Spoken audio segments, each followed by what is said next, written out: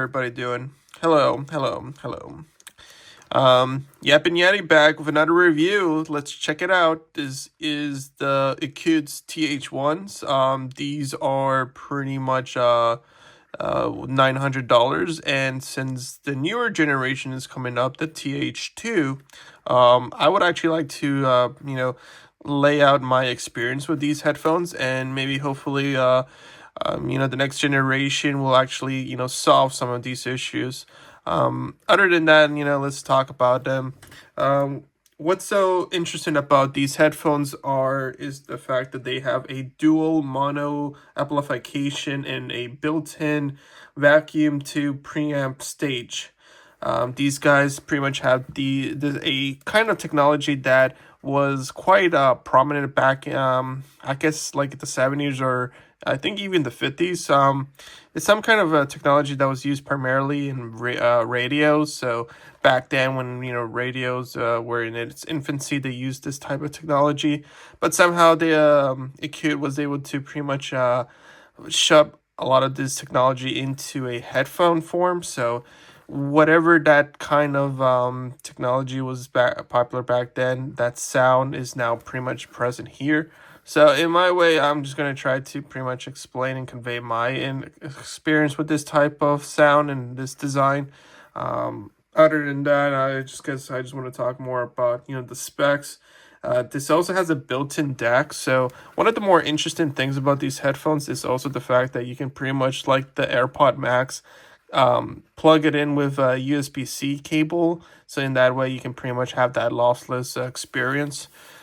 So that's another interesting one. And it does actually enhance the sound quality a bit, makes it louder, and there's a bit more punch, I would say. But yeah, I mean, other than that, this has a Bluetooth 5.3, LDAC, AAC, SBC. It also has an auxiliary port if you really want to, use that instead of the USB-C. But usually, I think the USB-C port has much more power, so there's more of a better listening experience, more volume, I would say. These ones require a lot more power for that. The auxiliary port, while serviceable, isn't as great as listening with the USB-C plugged in. So yeah, I mean, these also have like 40mm titanium coated mallard drivers. They also have 20 hours of battery life with, I believe, ANC on. And they also have an app support. So they have a companion app, so you can pretty much EQ them. I think that's pretty much most of it you can do. You can also set some restrictions with the volume. So if you don't want to listen too loudly, you can actually restrict it to that.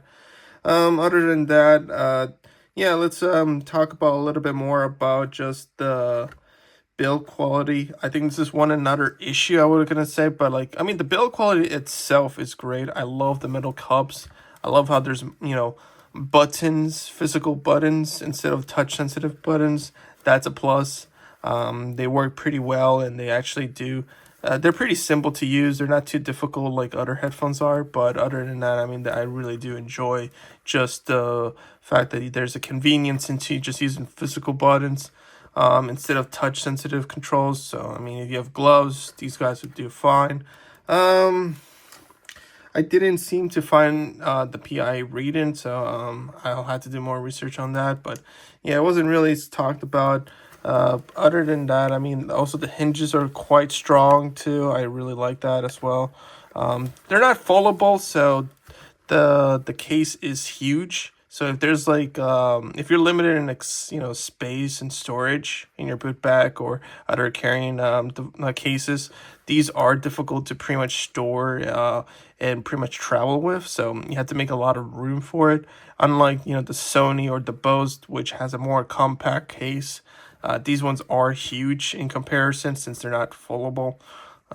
They're quite comfortable. I have no issue with really just the weight of it. I actually do enjoy the weight. I do enjoy how, heavy this, materials are. It just feels very premium.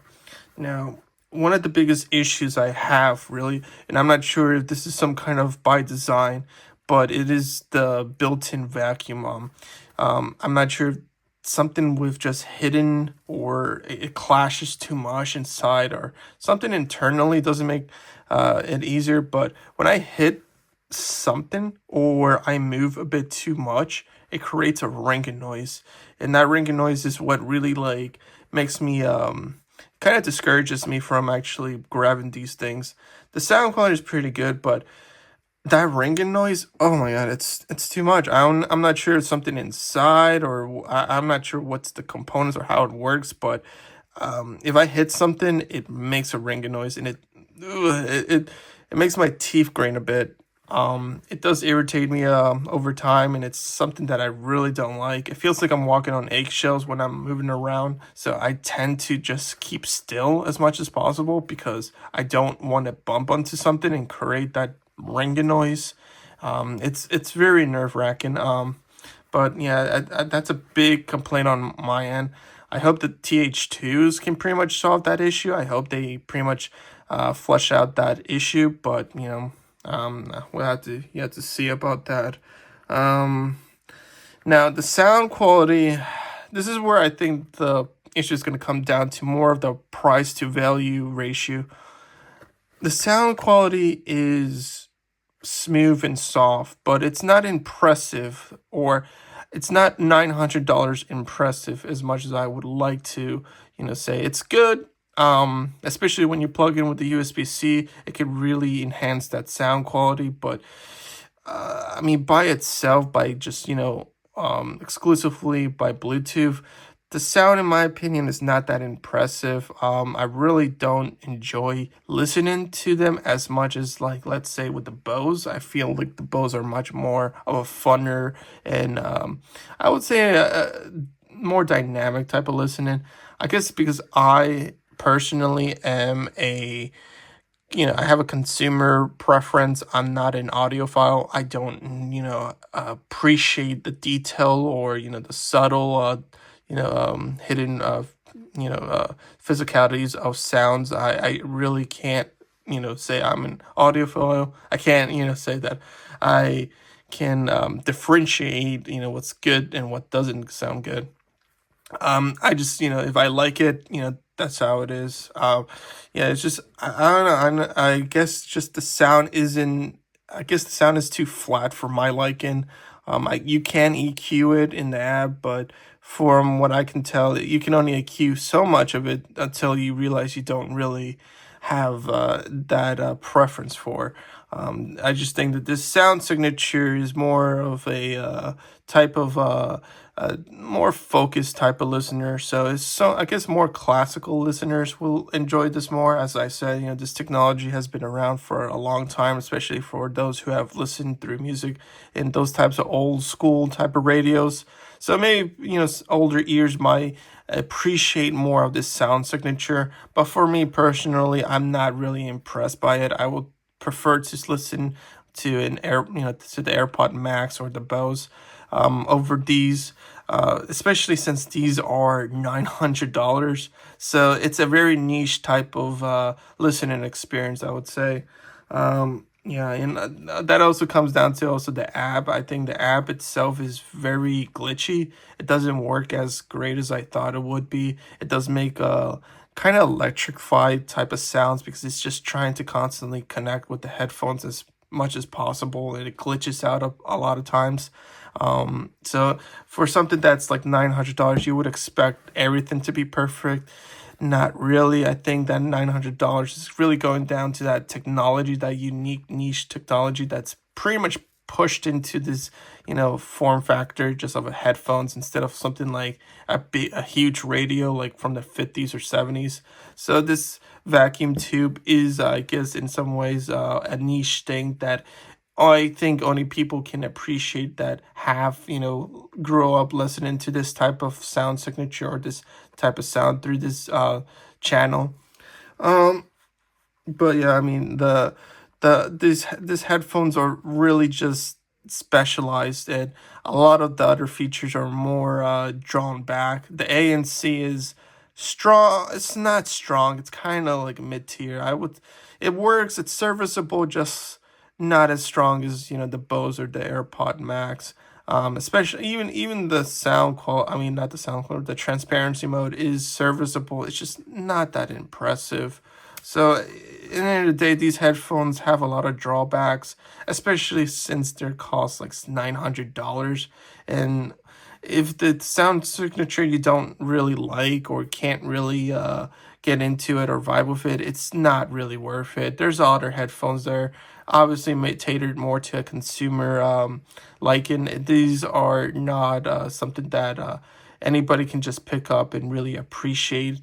There's a lot of detail into the sound signature, but you're not gonna really notice it if you're someone who likes more of that bass rumbling, V-shaped sound. So yeah, these headphones are interesting and unique, especially what they're built into and with that USB-C, wired to the phone. It does improve that lossless experience, but in the end of the day, if you're not into the sound signature, and I can only convey as much as I can with what I'm trying to say with the based on my experience. It's just that at the end of the day, like everybody's ears are different, so sound is subjective overall.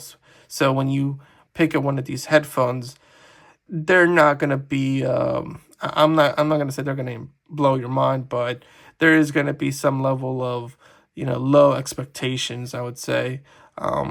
So yeah, I mean the Ecoute Th1s, they're pretty much of a unique headphones. It's just that the $900 price tag, it makes it very difficult to recommend, and especially when a lot of issues, especially with designs, aren't really ironed out.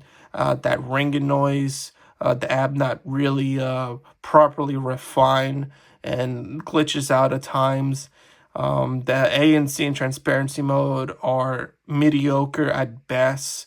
They work, they're serviceable, but aren't in the level of headphones that are considered overpriced, like the AirPod Max. But their ANC is much more impressive. The build quality is great. I do like the build quality. It does feel very handcrafted. There's quality into this, but just the overall experience, there is a lot left out. I hope that the second generation of these headphones can iron out those issues. More impressive ANC and transparency mode, as well as a stronger and more refined app support that can actually help tailor changing the sound signature, especially also alleviating a lot of that quality issue with the ring and noise. But yeah, I mean these headphones, they're a niche type of headphones. I don't recommend getting them unless you're someone who collects a lot of headphones, especially wireless headphones like these. Because the fact that a lot of wireless headphones are pretty much almost kind of basically the same with that Harman signature, but these are a unique type of headphones. And if you do intend to buy them, just come with a little bit lower expectations. I know there's Ron on Tech talks about them a lot as they're the biggest and baddest, but in my opinion, if you're a much more younger listener, or someone who is more of a commercial type of listener that likes more of that V-shaped sound, and I wouldn't really come into these headphones thinking that they're gonna blow your mind, with the $900 price tag. So it's one of those things that you gotta try it out, but try with low expectations. So yeah, I mean these headphones are unique, but like I said, the price to value ratio is kind of a detriment for these. But yeah, that's my review with these. Hey, have a nice time.